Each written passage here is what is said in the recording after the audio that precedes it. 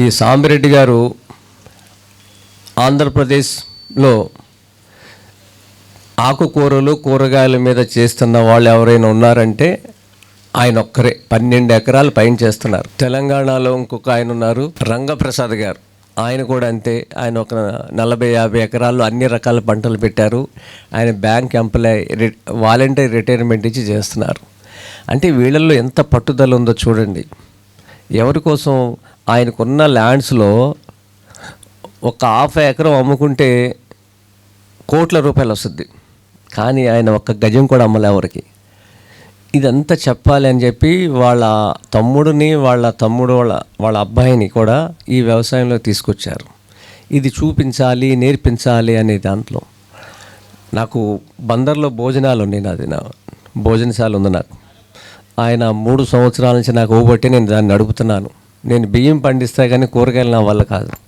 ఆయన ఊబట్టి నేను చేస్తున్నాను అక్కడ. ఇట్లా ఎవరి స్థాయిలో వాళ్ళు చేసుకుంటూ వెళ్తున్నారు, కానీ మనం ఎక్కడ కలవట్లేదు. రేపు జరిగే ఈ కార్యక్రమం ద్వారా గ్రామీణ ఆర్థిక వ్యవస్థని రూపం మార్చాలి. ఒక ఎకో సిస్టాన్ని మనం డెవలప్ చేయాలి. దీనన్నిటికీ చాలా ఆలోచనలు ఉన్నాయి. ఇవన్నీ మీకు చెప్తాను. ముందుగా ఆయన అనుభవాలు చెప్పవలసిందిగా సాంబిరెడ్డి గారిని కోరుకుంటున్నాను. వేదిక మీద ఉన్నటువంటి విజయరామ్ గారికి, ఈ కార్యక్రమాన్ని ఏర్పాటు చేసినటువంటి చక్రపాణి గారికి, ఈ సోదర రైతులందరికీ కూడా నా హృదయపూర్వక నమస్కారాలు. ఈ వ్యవసాయం అంతరించిపోతున్న రోజుల్లో ఈ న్యాచురల్ ఫార్మింగ్లో ఈ 200 మంది పైన ఈ అవగాహన కోసం కానివ్వండి, చేస్తున్నటువంటి రైతులు కానివ్వండి, ఈ కార్యక్రమంలో పాల్గొనటం చాలా ఆనందకరమైన విషయం. అట్లానే ఈ కేంద్ర రాష్ట్ర ప్రభుత్వాలు కూడా ఈ వ్యవసాయం కోసం ప్రత్యేకంగా నిధులు కేటాయించి మనకి ఈ బడ్జెట్లో కానివ్వండి ఈ దీనికోసం ప్రత్యేకంగా ఇచ్చేస్తున్నారు. ఈ సమయంలో ఈ మన గురువులైనటువంటి సుభాష్ పాలేకర్ గారు రేపు హైదరాబాద్లో ఫిబ్రవరి నెలలో ఏర్పాటు చేసే కార్యక్రమం చాలా విలువైంది. ఈ కార్యక్రమంలో ఈ యువ రైతులందరూ కూడా పాల్గొని ఈ కార్యక్రమాన్ని సద్వినియోగం చేసుకుంటే ఫ్యూచర్లో ఈ సేంద్రియ వ్యవసాయం అనేది నిలబడుతుంది. దీనికి మన వంతు సహాయం కూడా మనం అందరూ చేయాలి. ఈ ముఖ్యంగా నా గురించి పరిచయం చేసుకోవాలంటే, నా పేరు సాంబిరెడ్డి, మాది గుంటూరు జిల్లా కుంచెనపల్లి గ్రామం. నేను గత 15 సంవత్సరాల నుంచి న్యాచురల్ ఫార్మింగ్ చేస్తున్నాను. దీంట్లో న్యాచురల్ ఫార్మింగ్లో పండించడం ఒక ఎత్తు అయితే దాన్ని మార్కెటింగ్ చేసుకోవడం ఒక ఎత్తు. దీంట్లో ఏంటంటే చాలా ఒడిదుడుకులు ఉంటాయి, కష్ట నష్టాలు ఉంటాయి. ఈ చిన్న రైతులు ఈ మార్కెటింగ్ సమస్యలతోటి చాలా ఇబ్బందులు పడుతున్నారు.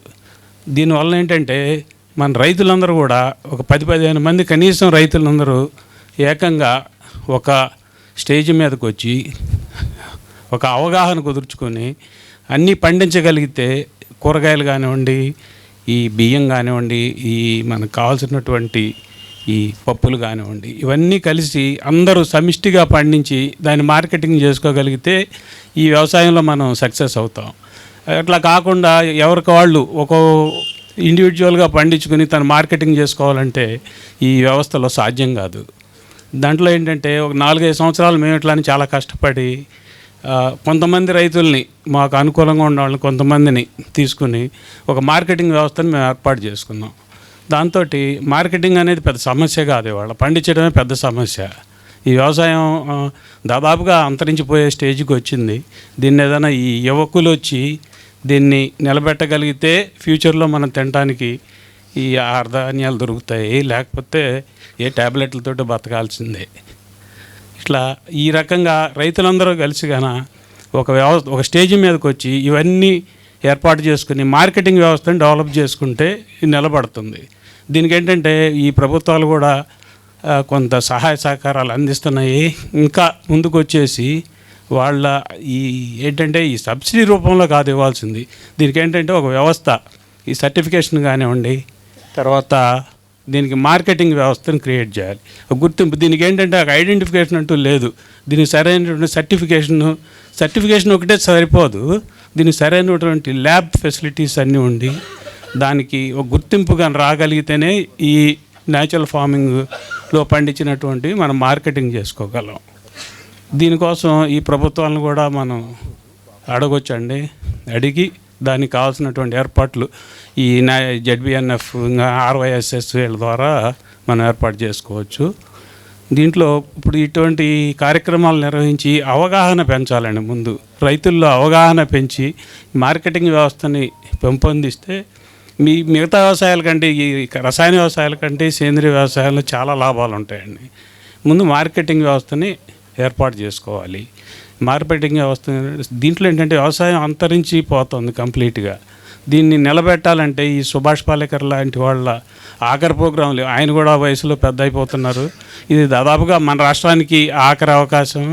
దీన్ని అందరూ సద్వినియోగపరుచుకుని ఈ కార్యక్రమాన్ని విజయవంతం చేయాలని మీ అందరూ సాధ్యమైనంత వరకు మీకు తెలిసిన వాళ్ళతోటి అంతా చేసి హైదరాబాద్లో ఫిబ్రవరిలో జరిగే కార్యక్రమానికి అందరినీ సాధ్యమైనంత వరకు తీసుకొచ్చి ఆ కార్యక్రమాన్ని విజయవంతం చేయాలని చెప్పేసి ఒక రైతుగా నేను కోరుకుంటున్నాను.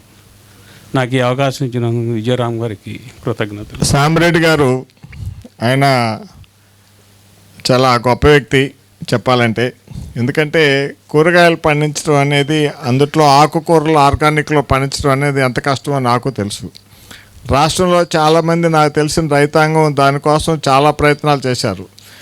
మరి కస్టమర్స్ కూడా వాడుకునే వాళ్ళు మాకు ఆకుకూరలు అయితే బాగుండు, ఆర్గానిక్లో ఈ ఆకుకూరలు విపరీతమైన రసాయనాలు వాడుతున్నారనే ఉద్దేశంతో ఆర్గానిక్ ఆకుకూరలు అనే దానికి చాలామంది ప్రయత్నం చేస్తున్నారు, అడుగుతున్నారు. పండించే వాళ్ళు ఎవరూ సక్సెస్ కాలేదు.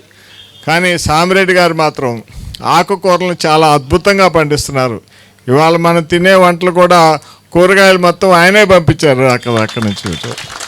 మరి ఆయన అలాంటి వారిని మనం అందరం ఎంకరేజ్ చేసి ఆయన ఆదర్శంగా తీసుకొని మిగతా రైతులు కూడా ఈ కూరగాయలు అనేది చాలా ప్రధానం.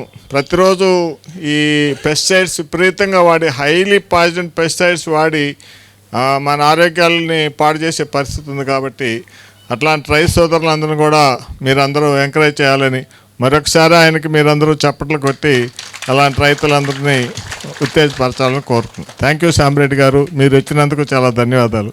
మరిన్ని అప్డేట్స్ కోసం బ్యాక్ టు రూట్స్ యూట్యూబ్ ఛానల్ని సబ్స్క్రైబ్ చేసుకోండి.